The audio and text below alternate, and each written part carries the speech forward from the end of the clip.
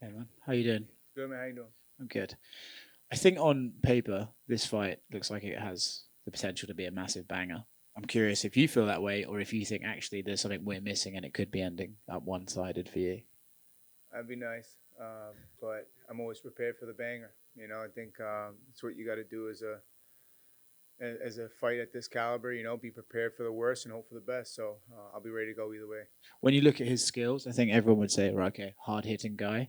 Is that exactly what? I mean, it's a weird thing to prepare for, right? Like, oh, if he hits me, it's going to hurt. But when you look at Josh, what do you see as his strengths, and how do you prepare to beat him? He's got a lot of strengths. Definitely the most notable is obviously the power because you're seeing the finishes he's getting, and but it, there's a lot more to the power than just that. He's doing what he's got to do to get to this moment, and it's going to take being on point for 25 minutes to go out and get the job done. Your boxing is obviously very good. I think his stand up's great too, but I'm curious what you see as the biggest difference between what you bring to the table and he does in that area. I mean, we just have to see on fight night, man. I can talk about it, but we're gonna see. He's a tough opponent, brings power. Just it's gonna make for a great fight, like you said. It can go one of two ways. Either one of us gets it done early, or and make it look easy, or it's gonna be a 5 round banger. And like I said, I'm prepared for both options.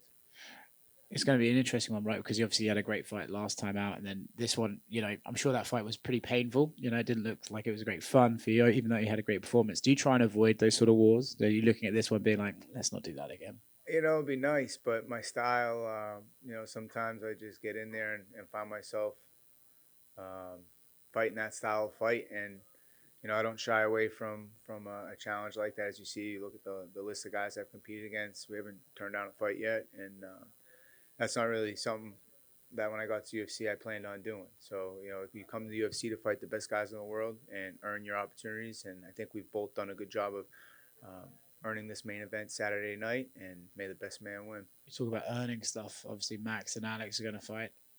Obviously, the fight with Max was what it was. So, in a weird way, do you kind of have to root for Alex to beat that, to be able to get a title shot sooner? Not really, man.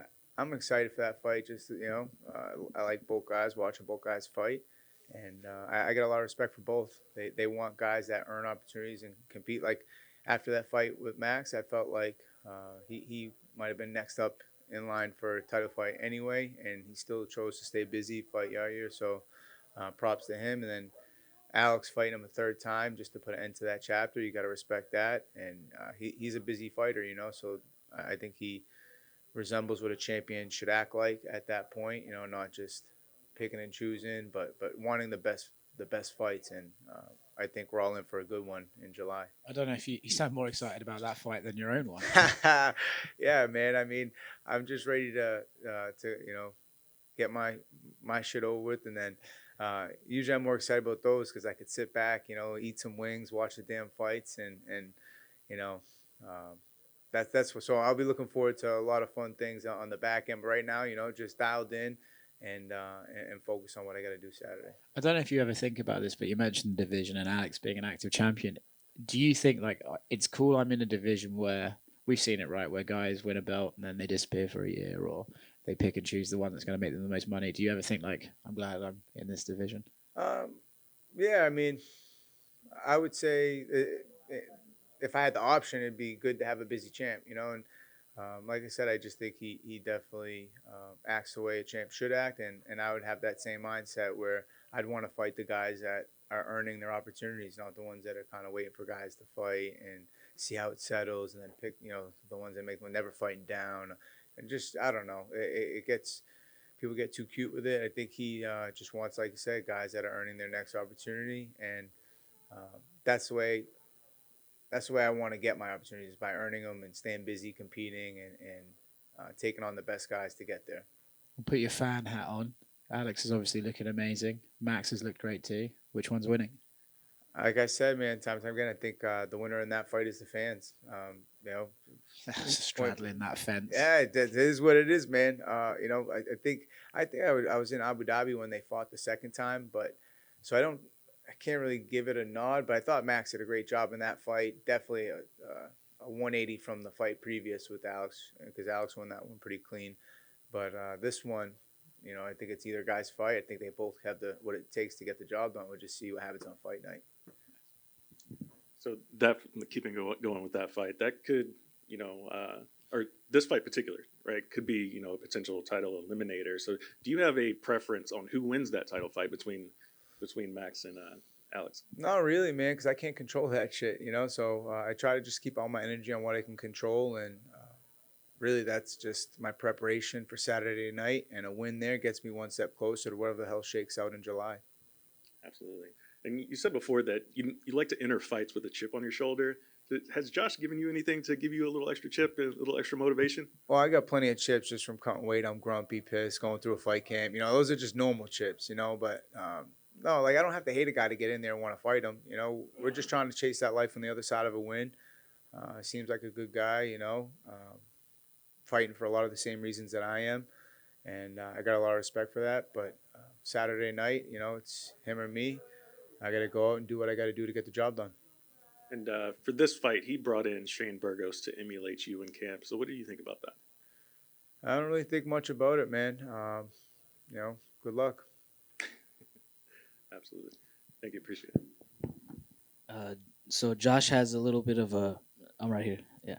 Josh has a little bit of a background in wrestling. Are you expecting him to just try to stand up with you, or are you prepared for him to try to wrestle you to the ground? I'm expecting everything. He presents those threats, so we're aware of them, and I'm focused on what I bring to the table more than anything. And we both got a job to do. He's gonna have his hands full. I'm gonna have my hands full, and we'll see how it shakes out. So going back to the fight against Holloway, you obviously took a little bit of damage. Oftentimes, you see fighters when they take damage like that, they're not the same after fights like that. But you on the other hand looked great against Giga. So did you after that fight, did you feel like you took too much damage, or do you feel like that made you a better fighter? Well, you said it yourself. I look great, right? So I'll settle with that answer. Yeah, I mean you grow through what you go through, right? I don't think an easy path made anybody really great. Just it is what it is. I went through that fight, and there's things I took from it. There's things I take from the Giga fight when I won. I prefer to learn off wins, but even the wins aren't picture perfect, and there's stuff we got to improve on in those fights. So, yeah, that's what I focus on, man. It's just wins, losses, just how we can improve no matter what. And even after that Max fight, people still talking about 2 fights ago, and then they want to bring up the Giga fight. And like I say time and time again, I'm on the Emmett. I'm not on a Giga. I'm not on a Max. Those guys aren't my focus. Josh Emmett's my focus. If you do get a win on Saturday night, do you see yourself having to fight a couple more fights before getting a shot at the title, or I know you're focused on Josh. Yeah, man, but that's the answer you're gonna get. I don't like you guys think it's a joke or it's a game. That's like to focus on anything other than Josh Emmett. Like you count your chickens for your eggs hatch. It's like just focus on getting the job done Saturday, and then let's talk Sunday. About all that shit. Thanks. Yeah, no worries. So the Giga fight was just mentioned. Do you think that the Glover and Yuri fight kind of took fight of the year from you guys? I don't know. It's a great fight, man. Sucks. I love both guys, man. They're both great fighters, but how can you not pull for the elder? Trying just defending the belt. 30 seconds left. He was up. But man, when you see the people that Jiri inspired when he came home, people crying and got a whole country behind him and all that. So it's like it's just wild to see, man. And props for him for getting it done. And Glover, like you said, man, they're all gonna be talking about, oh, now you're too old, all the storylines, But he doesn't buy into it. He said, he's on to the next guy, and I like that mindset. I respect that. That's a championship mindset. All set. Thank you, guys.